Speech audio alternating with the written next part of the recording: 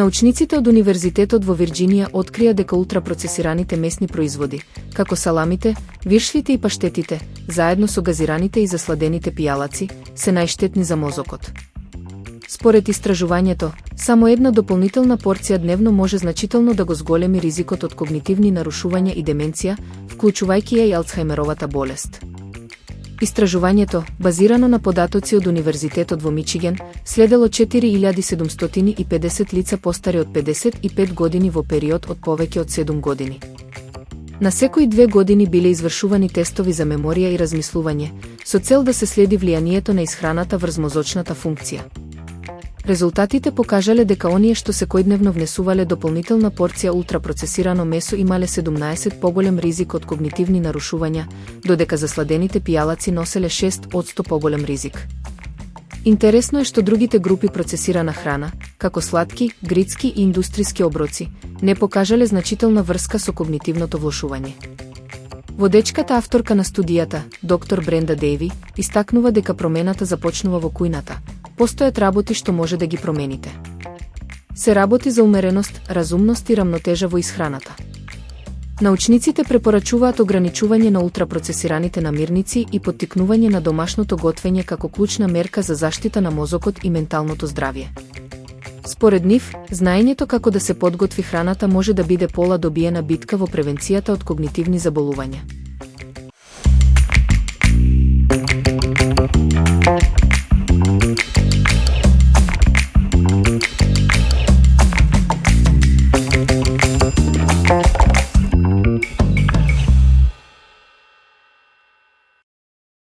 Иако се сметаат за здрав избор, инстант овесната каша и кафето со овесно млеко можат да предизвикаат ненадејни скокови на шеќерот во крвта, дури и поголеми од некои десерти, предупредува ендокринологот доктор Алесија Ронелд. Таа истакнува дека многу популарни појадоци не се толку избалансирани како што изгледаат, но неколку едноставни промени можат значително да го подобрат нивното влијание врз здравјето.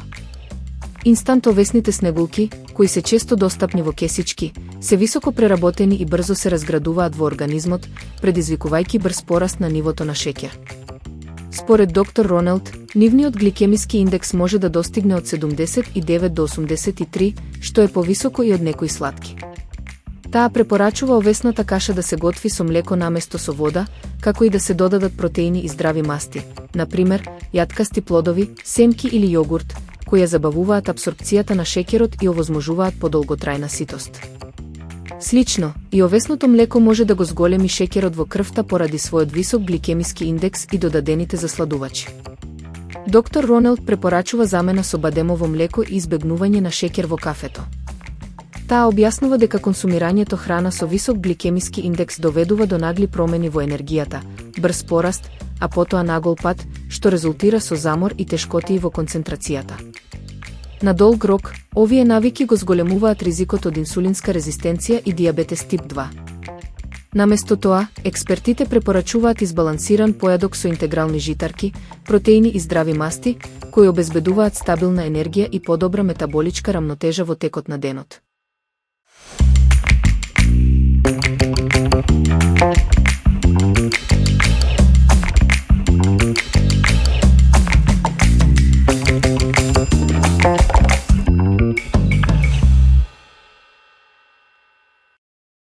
Во пресрет на славите, многумина бараат совршен рецепт за посен славски колач, традиционален, вкусен и мек. Според рецептот, тајната за најубавиот посен колач се крие во еден едноставен трик што му дава неверојатна мекост и арома.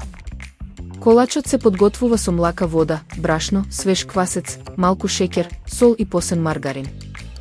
По замесувањето, тестото се остава да нарасне, па повторно се премесува и украсува со сусам и крупна сол пред печење. Благодарение на специфичниот однос на состојките и правилното месење, колачот останува мек и свеж и по неколку дена. Овој рецепт, според кулинарите, е идеален избор за сите што постат, но не сакаат да се откажат од домашниот мирис и вкус на славската трпеза. Со минимален напор и малку љубов, ќе добиете колач достоен за празнична трпеза и восхит од сите гости.